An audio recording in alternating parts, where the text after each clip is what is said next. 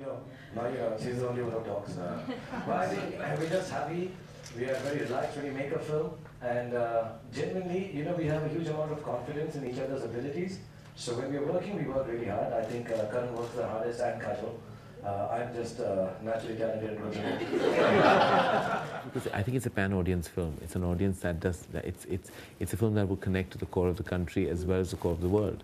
And I think that's why we chose to kind of do these trips. We did in Europe, and Germany being the big hub of his fan base. We decided to also accept the Berlin invite. Abu Dhabi, because of the content of the film, and we have also an association with Imagination, who are on board with us on this film.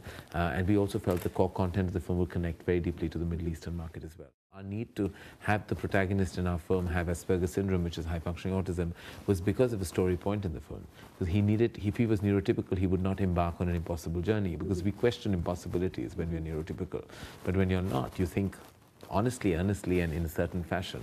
And only if you're aligned differently can you do that. So our protagonist needed not to be like you and me. Now, by the time this film was made, Shah Rukh Khan was detained in the States, so there's no correlation. Not at all. That was an incident that was completely blown out of proportion. And of course, he was detained, and because his name was Khan. And that is a fact of life. It's a rampant reality. That's what happens. Of course, it was blown out of proportion, and at that time, we were even mildly accused of promoting our film it happened 8 months ago, so it would be ridiculous to insinuate that. Secondly, if I had that kind of power over Homeland Security, and over Obama, that would make me a completely different entity altogether. Clearly, that's not the case. It's a human endeavor. You see, humanity has to touch all human beings. So whether you live in Abu Dhabi, or you live in the heart of Indore, or you live in Bangalore, or you live in Canada, it's a film that cannot not be a film for you.